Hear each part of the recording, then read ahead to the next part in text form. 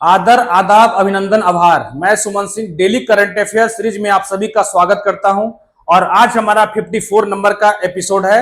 अगर पीछे का नहीं देखें तो जाकर के उसको देखिए। देखने के बाद आपको पता चलेगा कि मैं क्या कंटेंट डिलीवर कर रहा हूं, ठीक है। और लाइब्रेरी में बैठ करके रील स्वाइप करना बंद करिए और हमारा वीडियो फॉलो करिए, ठीक है। नौकरी मिल जाएगी आपको। चलिए, तो आज हमारा 54 नंबर का एपिसोड है और पीछे का अगर नहीं देखे हैं तो जाकर उसको देखिए, कॉपी में नोट करिए और नोट करने के बाद उसको रिवीजन करिए, तभी आपको नौकरी मिलेगी, ठीक है। तो चलिए शुरू करते हैं। पहला क्वेश्चन क्या है? फर्स्ट क्वेश्चन है, who among the following launched financial literacy week, ठीक है। निम्नलिखित में से किसने वित्तीय साक्षरता सप्ताह लॉन्च किया है, ठीक है। तो कौन किया है? ये किया है आरबीआई। कौन किया है? ऑप्शन नंबर ए, आरबीआई किया है, ठीक है। और क्या है डिस्क्रिप्शन में? Reserve Bank of India organised financial literacy week from 24 to 28 February 2025 with the theme क्या है? तो थीम याद रखेंगे, फाइनेंशियल लिटरेसी वुमेन प्रोस्पेरिटी। क्या है? Financial literacy women prosperity. It aims to empower women. क्या करना है? महिलाओं को एम्पावर करना है। कैसे? फाइनेंशियली, मतलब आर्थिक रूप से उनको साक्षर बना करके फाइनेंस के क्या करना है? सशक्त करना है, एम्पावर करना है। And make them aware of financial risk, ठीक है।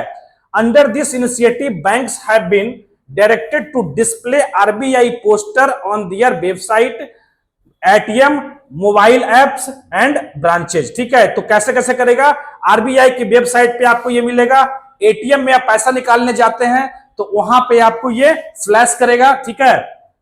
मोबाइल ऐप, दरअसल कहने का मतलब इनका यह है कि वुमेन को फाइनेंशियली, आर्थिक रूप से साक्षर बनाने के लिए, मतलब आर्थिक रूप से फाइनेंशियली, ठीक है, आर्थिक रूप से क्या करना है? उनको लिटरेट बनाना है, उनको साक्षर बनाना है, ठीक है, जागरूक करना है, ठीक है।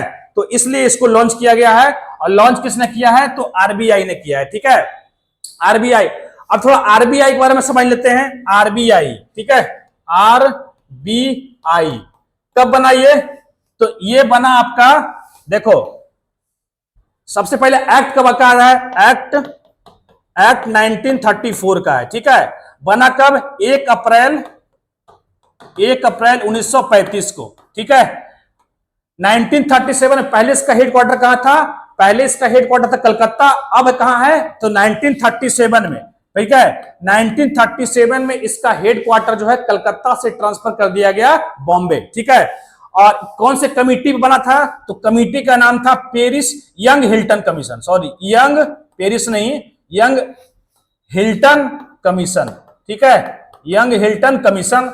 और क्या है? इसके आरबीआई के जो लोगो है, क्या है? लोगो है पाम ट्री। ध्यान रखेंगे, ये क्वेश्चन पूछा गया है। Palm tree plus royal Bengal tiger, royal Bengal tiger, ठीक है, रॉयल बंगाल टाइगर, ठीक है। आरबीआई के पहले गवर्नर पूछा जाए, फर्स्ट गवर्नर ऑफ आरबीआई, तो सर ऑसबोर्न स्मिथ थे। और फर्स्ट इंडियन गवर्नर कौन थे? तो इंडियन गवर्नर थे आपके सीडी देशमुख। अभी पूछा कि अभी कौन से अभी गवर्नर कौन है? तो अभी कुछ दिन पहले गवर्नर बनाया था, थे कौन? शशिकांत दास, ठीक है। अब वो क्या बन गए हैं? तो प्रिंसिपल सेक्रेटरी टू द प्रधान सेवक, ठीक है। लेकिन अब शशिकांत दास के बाद जो गवर्नर बने हैं वो कौन है? संजय मल्होत्रा, जो कि 26 नंबर के हैं, ठीक है। कौन हो गए? संजय मल्होत्रा, ठीक है, संजय मल्होत्रा।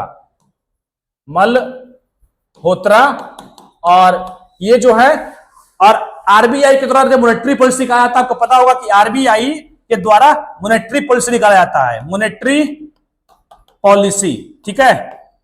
मॉनेटरी पॉलिसी कब निकाला गया था? कब शुरू हुआ था ये? तो ये Urjit Patel committee 2016 monetary policy निकाला गया। क्या करना है इसका?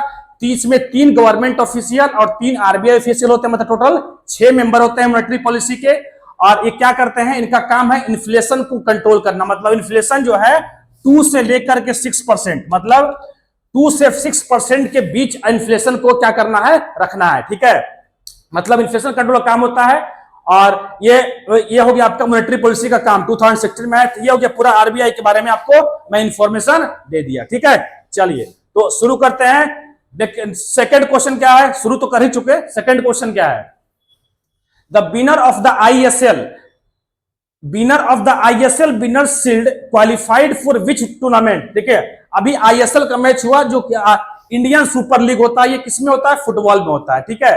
तो अभी जो आईएसएल का जो विनर बने हैं वो विनर आगे कौन से चैंपियनशिप के लिए क्वालिफाई किए हैं, वो तो ये क्वालिफाई किए हैं एएफसी, ठीक है, एशियन फुटबॉल चैंपियनशिप लीग 2, ठीक है। तो इसमें आगे अब ये जो विनर है वो कहां खेलेंगे, एशियन फुटबॉल चैंपियनशिप में जाकर के खेलेंगे, ठीक है। तो आईएसएल कौन विनर है, आईएसएल, ठीक है। अगर आईएसएल की बात करें तो सबसे पहला जो था, सबसे फर्स्ट एडिशन कब हुआ था, तो फर्स्ट एडिशन हुआ था 2014 में, ये याद रखेंगे, ठीक है, 2014 में। और अभी जो बने हैं आईएसएल के जो विनर है वो कौन है, तो आईएसएल के जो विनर है वो है मोहन बगान, ठीक है। कौन है, मोहन बगान, ठीक है। तो मोहन बगान जो विनर है ये रिप्रेजेंट करेंगे इंडिया को एएफसी में, ठीक है। अगर पूछा जाए कि देखो ये लिखा है Mohun Bagan super giant won their second in ISL winner shield title by defeating Odisha, ठीक, इसको हरा करके, उड़ीसा को हरा करके, ठीक है। The match took places at Vivekananda, कहां हुआ ये मैच, कहां हुआ था, विवेकानंद युवा भारती क्रीड़ांगन स्टेडियम कोलकाता में, ये फाइनल हुआ था यहीं पे, और इसमें आईएसएल जीत चुका है। और तो ये हो गया कितना, मोहन बगान हो गया। अगर हम अभी दुरंड हुआ था, अभी दुरंड कप, एक कप और होता है जो कि बहुत फेमस कप है, दुरंड कप, ये कहां हुआ है, ये 1888 में शुरू हुआ, ये 1888 में इसका पहला एडिशन हुआ था। और इसमें जो सबसे ज्यादा बार, ठीक है, सबसे ज्यादा बार जो जीता है वो मोहन बगानी है, ठीक है। सबसे ज्यादा बार कौन जीता है, तो आईएसएल में, सॉरी, दुरंड कप में 1888 में हुआ। और इसका जो विनर है, इस बार का जो विनर है कौन है, नॉर्थ ईस्ट, ठीक है, फुटबॉल क्लब, ठीक है। ये इसका डुरंड कप जो इस बार हुआ 2024 में, उसका विनर कौन है, नॉर्थ ईस्ट फुटबॉल क्लब, ठीक है। अगर पूछा है कि सबसे ज्यादा बार डुरंड कप चैंपियन कौन जीता है, तो ये मोहन बगान ही जीता है। और कितने बार जीता है, तो 17 बार, ठीक है, 17 बार जीता है।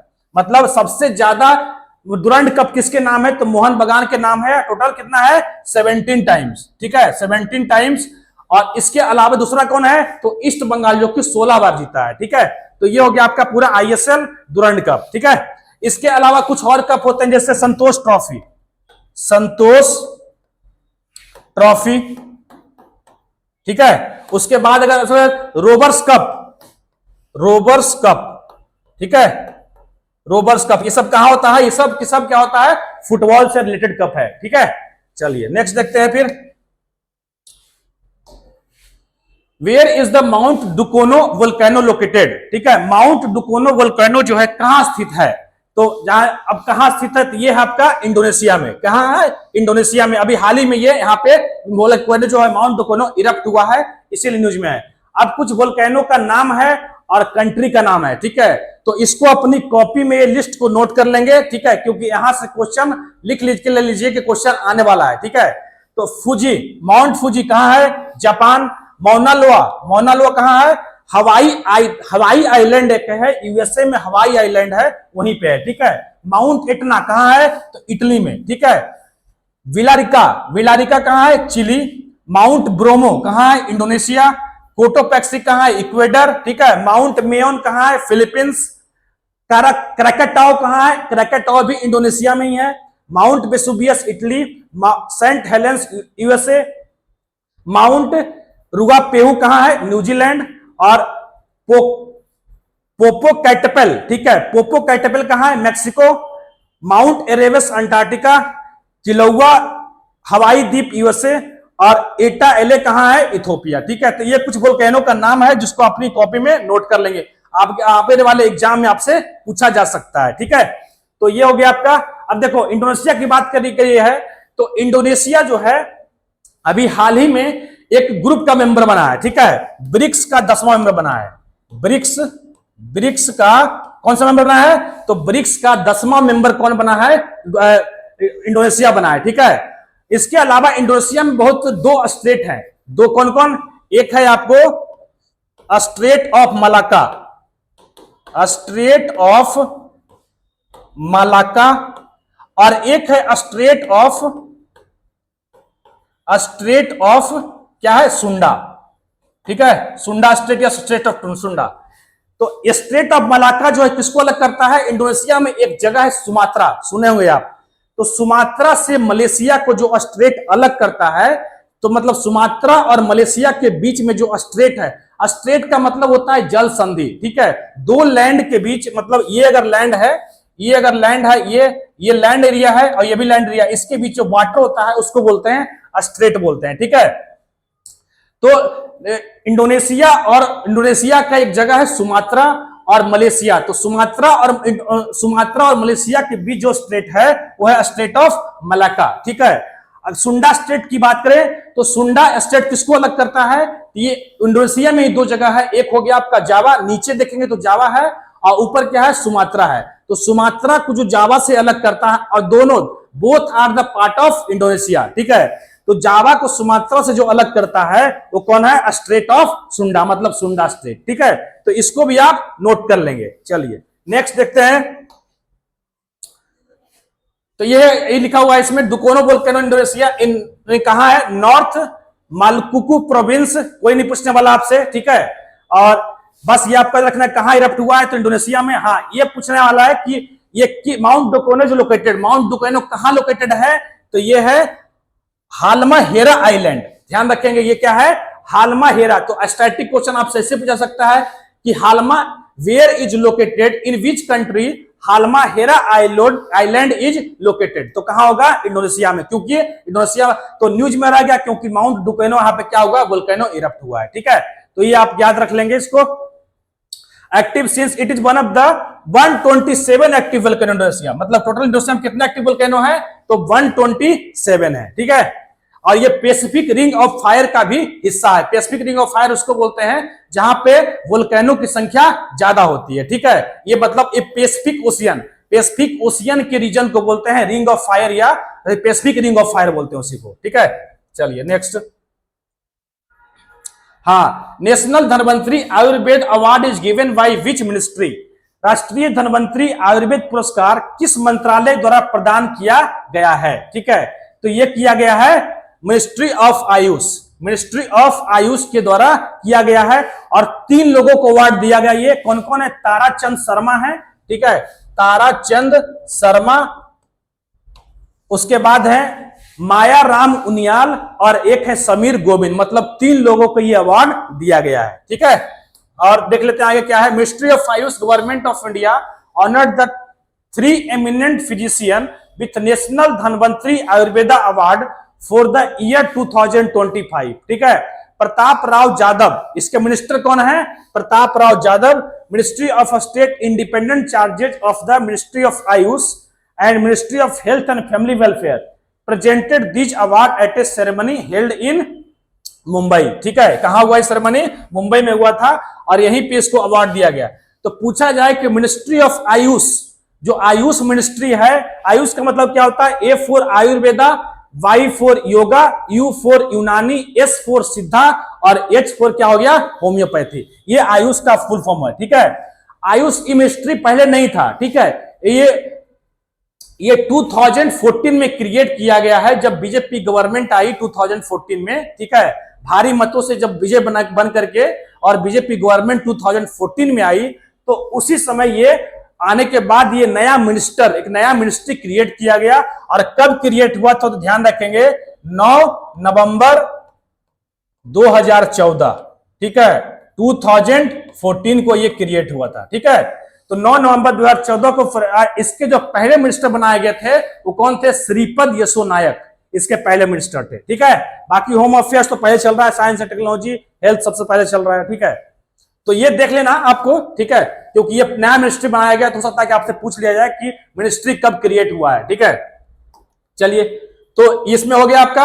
अब धन्वंतरी कौन है, तो ये धन्वंतरी कहा जाता है कि गॉड ऑफ मेडिसिन इनको जाता है। इनको ऐसा बोला जाता है कि इनका पुराणों में इनका जिक्र मिलता है, और कहा जाता है कि ये जो भगवान के डॉक्टर थे ये, मतलब जितने भी भगवान थे उनके डॉक्टर उनके ये इलाज करते थे, ऐसा पुराणों में लिखा गया है। ठीक है, और इसको उनको बोला जाता है गॉड ऑफ डॉक्टर। ठीक है, मतलब कि ये भगवानों के डॉक्टर। ठीक है, चलिए नेक्स्ट देखते हैं।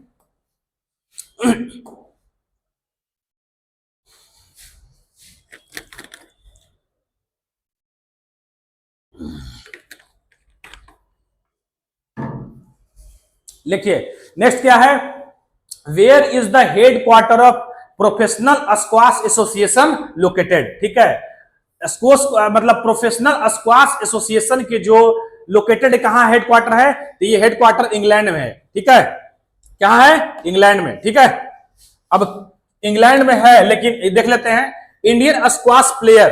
ठीक है, Indian squash player Saurabh Ghoshal made his international retirement comeback successful bye winning the 2025 Sydney classic. क्या जीते हैं, Sydney classic squash title. 2025 Sydney classic squash title कौन जीता है, सौरभ घोषाल के द्वारा जीता गया है, और इसीलिए आपसे पूछा गया कि इसका हेडक्वार्टर कहां है, इंग्लैंड में है।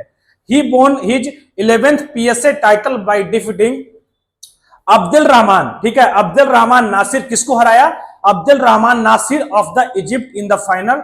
Tournament was held in Sydney Australia. ठीक है, और प्राइज मनी कितना मिला, तो $6000 का प्राइज मनी मिला। ठीक है, Australian dollar.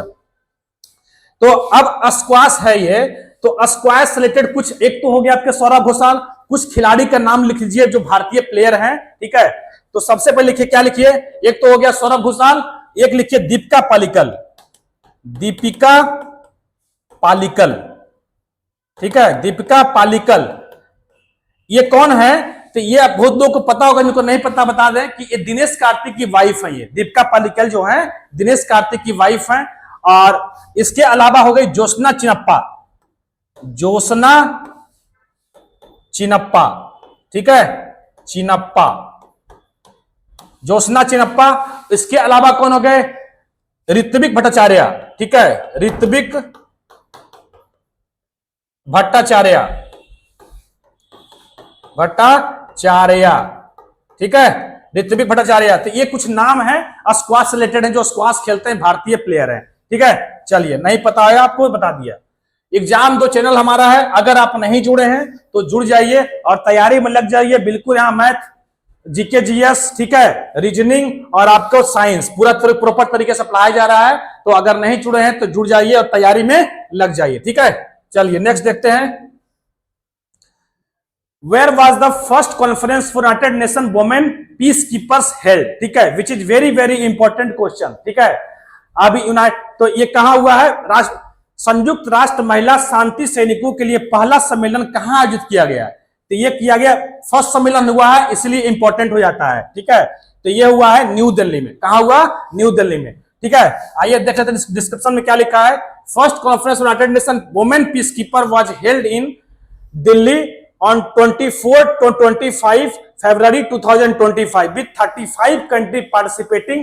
It was organized by Ministry of External Affairs, Ministry of Defense. कौन कौन है इसमें शामिल, External Affairs, Ministry of Defense and Center for the United Nations Peacekeeping of the Indian Army। ठीक है, तो अब थोड़ा बात कर लेते हैं यूनाइटेड नेशन पीस कीपर्स के बारे में। ठीक है, United nation UN peace keeper.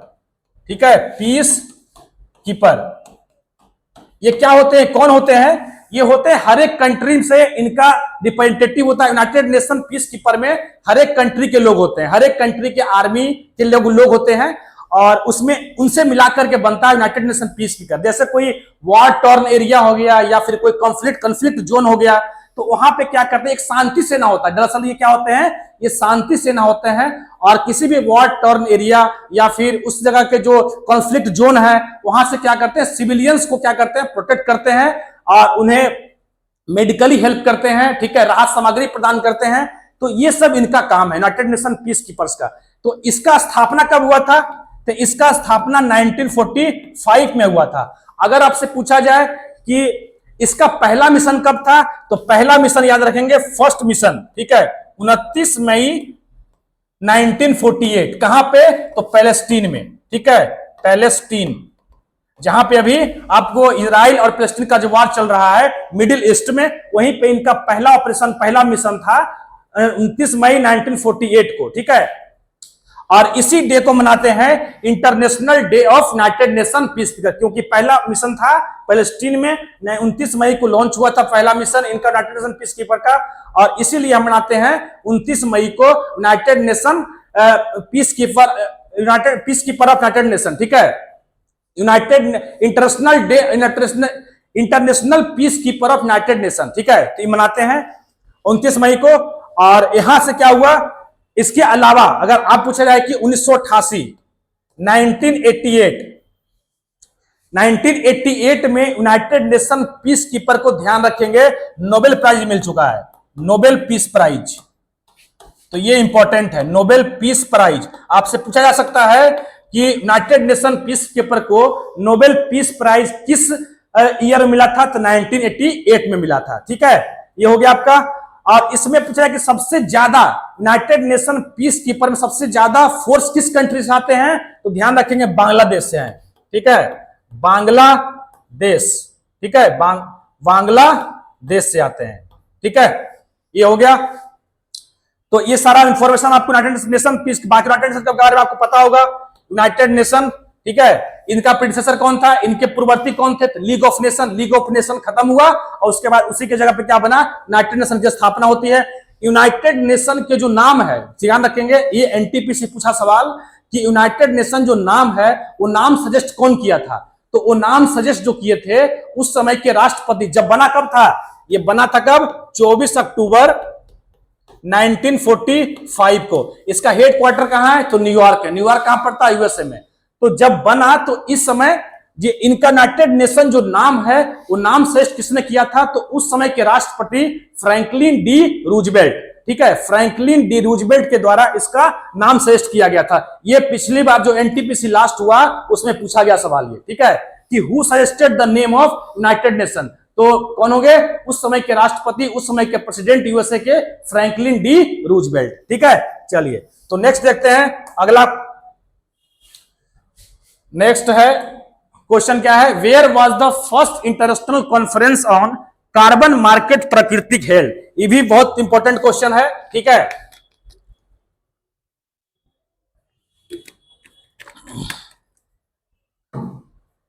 तो कार्बन बाजार का पहला अंतरराष्ट्रीय सम्मेलन प्रकृति, ठीक है, प्रकृति कार्बन क्या है, प्रकृति हेल्ड कहां हुआ ये, तो कार्बन बाजार का पहला अंतरराष्ट्रीय सम्मेलन प्रकृति कहां हुआ, तो ये हुआ आपका कहां, तो ये हुआ आपका नई दिल्ली में, ठीक है।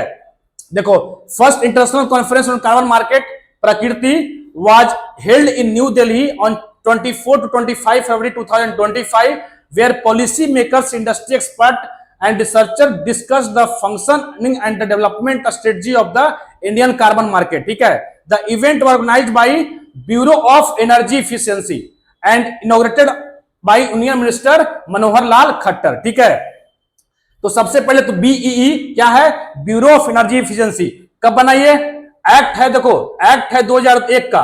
एक्ट कब आया, एक्ट आया 2001 में, लेकिन बना कब ये, 2002 में, ठीक है। तो इसकी जो ब्यूरो ऑफ एनर्जी एफिशिएंसी का स्थापना है 2002 में हुई, ठीक है। अब बात कर लेते हैं कार्बन मार्केट, ये होता क्या है। बहुत लोग के मन में सवाल आया होगा कि कार्बन मार्केट ये होता क्या है, ठीक है। तो कार्बन मार्केट इसी को बोलते हैं कार्बन ट्रेडिंग, जहां पे कार्बन का ट्रेडिंग होता है उसी को बोलते हैं कार्बन मार्केट, ठीक है।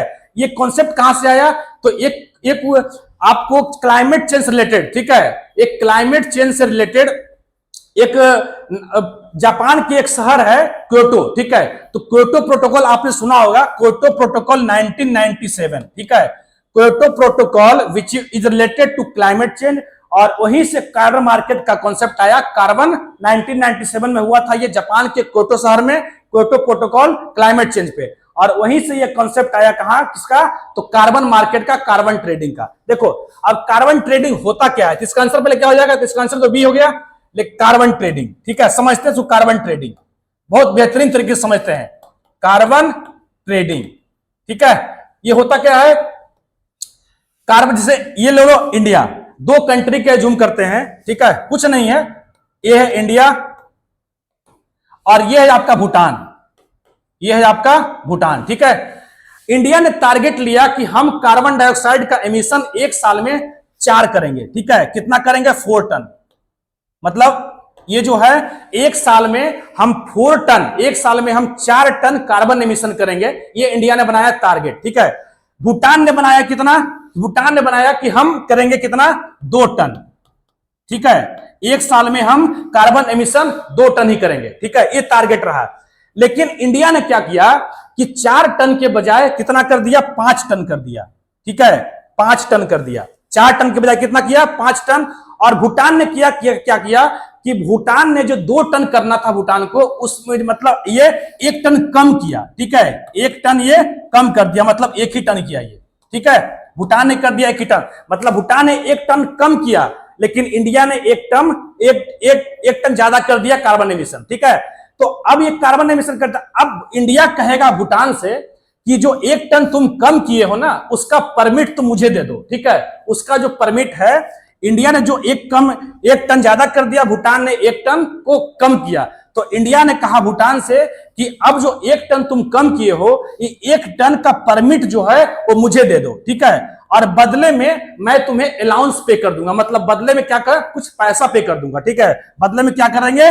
मनी दे देंगे। ठीक है, मनी मतलब बदले में कुछ अलाउंस, इसलिए इसको बोलते हैं कार्बन अलाउंसेस भी बोलते हैं, कार्बन एमिशन अलाउंसेस भी इसको बोला जाता है। ठीक है, तो बदले में क्या करेंगे? पैसा दे देगा इंडिया, और 1 टन का जो परमिट है वो क्या करेगा? इंडिया को ट्रांसफर कर देगा। तो इससे फायदा क्या है? इससे फायदा यह है कि भूटान के, एक तो भूटान को कार्बन एमिशन भी कम हुआ, कार्बन एमिशन भी कम हुआ ना, और कार्बन एमिशन कम हुआ, और बदले में क्या हो गया? भूटान को पैसा भी मिला। ठीक है, उस पैसे को और कहीं पे हो, और तो क्या होगा उससे? और भूटान को क्या मिला? मोटिवेशन मिला, तो अगले वर्ष और पैसा और कम करेगा तो और पैसा मिलेगा। ठीक है, तो ये फायदा है, इसको बोलते हैं कार्बन ट्रेडिंग। तो आप, आई होप आप कार्बन ट्रेडिंग के बारे में समझ गए होंगे। ठीक है, चलिए नेक्स्ट देखते हैं। Who has won the men's title in the 14th Asian snooker championship? ठीक है, 14वें एशियाई स्नूकर चैंपियनशिप में पुरुषों का खिताब किसने जीता है? ठीक है, तो कौन जीता है पुरुषों का खिताब?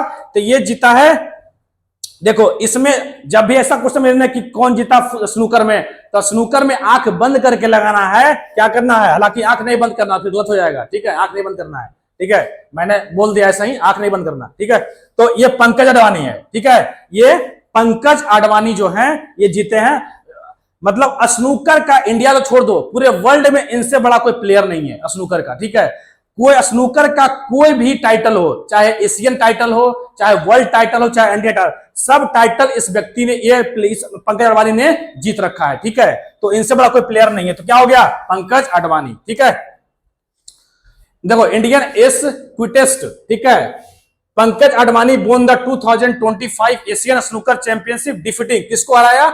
आमिर सरकोश को हरा करके, ईरान के आमिर सरकोश को हरा करके ये क्या किए? इसको हरा दिए। ठीक है, कहां हुआ था ये? तो दोहा कतर में हुआ था। ठीक है, ये कौन से नंबर का था? तो 14 एशियन टाइटल, क्या बार जीता है? तो देखो 14 नंबर तक जीते हैं। ठीक है, तो 14th एशियन टाइटल ये जीत चुके हैं। ठीक है, चलिए यहां देखते हैं, कुछ क्विक रिवीजन है, आप देख सकते हैं यहां से। आरबीआई का स्थापना कब हुआ था? 1 अप्रैल 1935 को। अभी हाल ही में दूसरा AISL शील्ड खिताब कौन जीता है? अभी बताया आपको, मोहन बगान। इंडोनेशिया राजधानी, इंडोनेशिया का कैपिटल क्या है? जकार्ता। भगवान धनवंतरी किसके देवता माने जाते हैं? तो आयुर्वेदों के। सौरभ घोषाल ने किस खिलाड़ी को हराकर PSA octane Sydney classic 2025 squash प्रतियोगिता जीता है? तो मिस्र के अब्देल रहमान नासर को। ठीक है, संयुक्त राष्ट्र के महिला सैनिकों के पहले सम्मेलन का विषय क्या था? तो क्या थीम था? शांति स्थापना वैश्विक दक्षिण परिप्रेक्ष्य के, क्या है? शांति स्थापना वैश्विक दक्षिण परिप्रेक्ष्य। ठीक है, और किस शांति स्थापना में महिलाएं एक। ठीक है, किस राष्ट्रपति अंतरराष्ट्रीय समझौते ने कार्बन व्यापार और कार्बन क्रेडिट की शुरुआत की? ठीक है, तो यहां अभी मैं बता चुका था आपको। ठीक है, जलवायु परिवर्तन, क्लाइमेट चेंज पर 1997 क्योटो प्रोटोकॉल। ठीक है, पंकज अडवाणी ने किसे हराकर 14वां एशियाई चैंपियनशिप खिताब जीता? तो ईरान के के आमिर सरकोश को। ठीक है, देखो ये 7 नंबर जो है बहुत ही इंपॉर्टेंट है, तो इसको अपनी कॉपी में नोट कर लेंगे। ठीक है, हालांकि नोट तो सब कुछ करेंगे, लेकिन इसको अपने अंडरलाइन कर लेंगे, जहां भी नोट करेंगे उसको अंडरलाइन कर लेंगे किसी दूसरे पेन से। ठीक है, पीएम किसान 19वीं किस्त किसने जारी की? तो पीएम नरेंद्र मोदी ने। कहां जारी की? तो भागलपुर से। अब पीएम किसान क्या है? तो पीएम किसान ये क्या है? देखो ये लॉन्च हुआ था मतलब प्रधानमंत्री क्या है? प्रधानमंत्री किसान सम्मान निधि। ये जो लॉन्च हुआ था ये 24 फरवरी 2019 24 फरवरी 2019 को ये स्कीम योजना लॉन्च हुआ था। कहां से लॉन्च हुआ था? गोरखपुर से। इसमें क्या होता है, 3 इंस्टॉलमेंट में 2,000 रुपया जो है 6,000 रुपया प्रत्येक साल जो है 6,000 रुपया 2,000 के 3 इंस्टॉलमेंट में किसान के खाते में भेजा जाता है और डीबीटी के थ्रू, क्या बोलते हैं उसको, डायरेक्ट बेनिफिट ट्रांसफर के थ्रू। ठीक है, आरबीआई का राष्ट्रीयकरण कब किया गया? तो आरबीआई का राष्ट्रीयकरण हुआ 1949 में। ठीक है, तो ये मेरा लास्ट स्लाइड था और इतना ही डेली होता है। ठीक है, तो इसी तरह से आप वीडियो में लेकर के आगे आता रहूंगा। ठीक है, वीडियो को फॉलो करिए, सब्सक्राइब करिए चैनल को। ठीक है, और डेली देखिए, इसको देखने के बाद अपनी कॉपी में नोट करिए, नोट करने के बाद रिवीजन करिए। ठीक है, एक बार जुड़िए, एक बार इसको फॉलो तो करिए। फॉलो करने के बाद आपको मैं गारंटी देता हूं कि आपसे कोई हर जो भी एग्जाम दोगे ना, वनडे एग्जाम, मैं वनडे एग्जाम की बात कर रहा हूं, जो भी वनडे एग्जाम दोगे उसमें सारे में आप क्या करोगे, सारे में आप क्वेश्चन लगा के आओगे। ठीक है, तो इसी तरह से मैं आगे वीडियो लेकर आता रहूंगा। ठीक है, आई होप आपको वीडियो अच्छा लगा होगा। अच्छा लगा ही हुआ, क्योंकि खराब लगने का तो सवाल ही पैदा नहीं होता है। ठीक है, तो अच्छा लगा तो लाइक शेयर एंड सब्सक्राइब करें। हालांकि ये फॉर्मेलिटी बोल देता हूं। ठीक है, चलो सभी बोल रहे हैं। ठीक है, बड़े बड़े चैनल बोल रहे हैं, इसलिए मैं भी बोल रहा हूं। ठीक है, चलिए, तो चलिए, थैंक यू।